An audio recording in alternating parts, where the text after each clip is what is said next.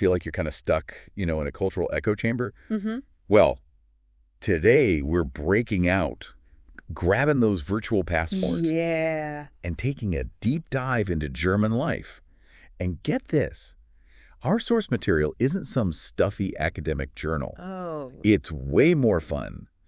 We're diving headfirst into transcripts from a German YouTube talk show Oh, okay. called Außer der Reihe. Okay, I have to admit, even I had to look up how to pronounce that one at first. Right. But yeah, you're right. This is like a really unique opportunity. It's like getting a peek behind the curtain of, everyday life in Germany. Right. Imagine eavesdropping on two friends, Mm-hmm. Thomas and Mirko, Okay. as they chat about their week, their thoughts, Yeah. everything in between. Right. That's Außer der Reihe. Casual, unscripted, and full of those little details that make a culture come alive. Absolutely. And you know me, I love a good story. Mhm. So I'm excited to unpack some of the gems we found. And what's fascinating is that even though it's two friends just, chatting, like you said, their conversations touch on some surprisingly universal themes, leisure, hobbies, how they see the world. It's a reminder that even across cultures, there are these shared human experiences. Totally. So let's meet our first German friend, Thomas. Now imagine this. You sit down for your first cup of coffee, and Thomas is already buzzing about his coaster count. Okay. That's right. This guy keeps track of every roller coaster he's ever ridden. Over 108 and counting. Wow. I know. That's dedication. And it's not just about ticking boxes for him, Remember that detail-oriented German stereotype? Oh, yeah. You can totally see it in Thomas's passion. He dissects every twist, every turn, every gut-wrenching drop. Oh, I bet. Like when he visited Bayern Park. Okay. And rode the Firlefanz roller coaster. Oh, yeah. Tell me about that one. So it's not your typical loop-de-loop roller coaster. Okay. This one doesn't even have a closed loop. What? Yeah, Thomas described it as going out, doing a loop, then going backwards through the station before turning around to ride the same track forward. It's like the roller coaster equivalent of a double take. I bet. That makes me think about how much we associate Germany with engineering and precision. Maybe Thomas's meticulous coaster count isn't just about roller coasters, but also reflects a broader cultural appreciation for detail and keeping track of things just so. That's such a good point. It reminds me of those meticulously kept logbooks you see in old German factories. Definitely.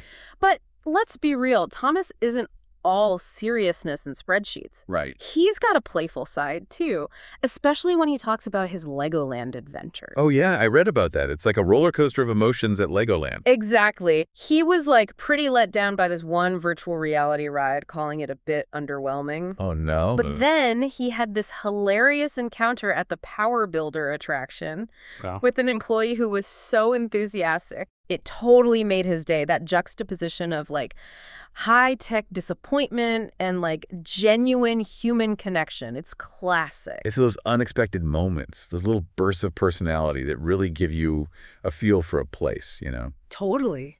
But speaking of unexpected, Thomas's Plopsaland story Oh, yeah. is one for the books. First of all, anyone who has an annual pass for a theme park Right. is already next level committed. Yes. But then this one detail. Yes. The infamous Pink Plopsaland annual pass. What? Picture this.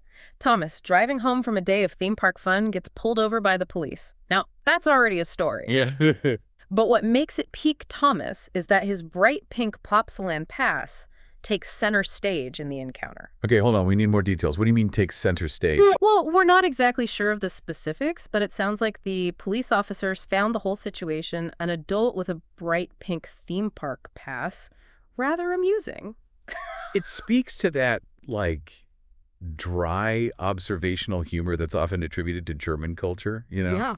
They find the absurdity in everyday situations. Right. And aren't afraid to, laugh at it. Yeah. And that's where Mirko, our other German friend from the podcast, really shines. Okay. If Thomas is all about the, thrill of the ride, Mirko is more interested in observing the world around him. He's drawn to, cultural events, current affairs, the stuff that makes you think. Yeah. You can totally see that difference in their choices, right? Yeah. Well, Thomas is off conquering roller coaster. Yeah. Mirko finds himself at a metal festival. But here's the kicker. The most memorable part for him wasn't the headbanging or the mosh pits. No. It was something completely unexpected. Oh, you mean the elderly couple playing chess in the middle of all the chaos? Right. It's an image that sticks with you. I mean, who goes to a metal festival to play chess? Right.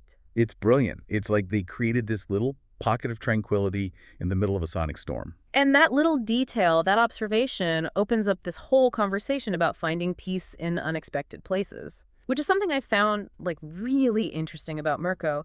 He even connected that experience to his own life, talking about how he finds that same sense of calm, as a storyteller and game master in his role-playing group. There's those seemingly random experiences can reveal something deeper about how we navigate the world, right? Totally. Speaking of navigating the world, Mirko's taste in theater Yes. is another fascinating glimpse into German culture. Definitely. He raved about this play called Nora oder wir das Haus kompostiert, Okay. which, by the way, translates to Nora or we compost the house. Okay. Already intriguing. We compost the house. That sounds like a statement. Right. It's very avant-garde, very German. He compared it to his experience seeing a stage adaptation of Pulp Fiction, Okay. which he thought was a bit underwhelming. And that contrast says a lot about German theater. How so? It's known for being experimental, thought-provoking, sometimes even a little strange. So it's not just about escaping reality, Right. but maybe even questioning it, pushing boundaries. No, exactly. And Mirko, as someone who seems to dissect current events and cultural trends, it makes sense that he'd gravitate towards that kind of theater. But here's the thing about Thomas and Mirko. Even though they have their own distinct interests, they find common ground in some surprising places. You mean their shared passion for biathlon? Yes. Talk about an unexpected duo, the roller coaster enthusiast and the cultural observer, united by a sport that combines cross-country skiing and rifle shooting. It's the best of both worlds. Endurance, precision, and just a touch of the unpredictable. And you can hear the enthusiasm in Thomas's voice when he explains biathlon's appeal. It really is. And let's not forget their shared disappointment with the German national football team's performance in the World Cup. Oh. It's even across their different interests, they tap into that collective sense of national pride and the weight of expectations that comes with it. Absolutely. It's that sense of, come on, team, we can do better, that transcends any individual interest. It's fascinating how a simple conversation about a football game can become a window into those larger cultural values, isn't it? It's like you said earlier, even with different interests, we see those shared human experiences kind of bubble to the surface. Yeah, it's so true. And what I love about Außer der Reihe is that Thomas and Mirko, they don't shy away from experimenting with new things, new ideas.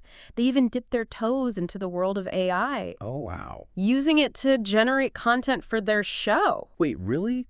That's incredibly meta. It's like they're holding a mirror up to their own creative process, acknowledging the elephant in the room. Or maybe I should say the algorithm in the laptop. Right. It speaks to their self-awareness and playfulness. But it also makes you think, right, here are these two guys having a casual conversation, and suddenly they're grappling with the potential impact of AI on creativity. It shows how these larger conversations are permeating every corner of our lives these days. It's a good reminder that sometimes the most insightful conversations happen in the most unexpected places, right? Certainly. Okay, so we've journeyed with Thomas and Mirko through theme park misadventures, cultural observations, even pondered the rise of the machines. So what does this all mean for you, our listener, tuning in from, well, everywhere, really? That's the beauty of a deep dive like this, isn't it? We're reminded that the world is full of different perspectives, different ways of seeing things. And sometimes all it takes is listening in on a conversation, even if it's in another language, to expand our understanding of that world. When I think about Thomas meticulously updating his coaster count, or Mirko finding a moment of peace amidst the chaos of a metal festival, it makes me realize how much we can learn from experiences outside our own little bubbles. It's like that travel quote, don't listen to what they say, go see. Or in this case, don't just read the headlines, go listen.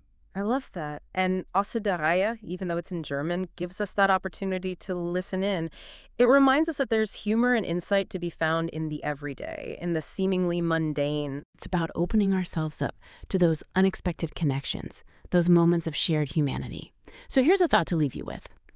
What unexpected conversations are out there, just waiting to be discovered? What might you learn if you ventured outside your usual sources of information? It might be a podcast in another language, a blog from a different culture, or even just a conversation with someone who sees the world a little differently than you. You never know what hidden gems you might uncover.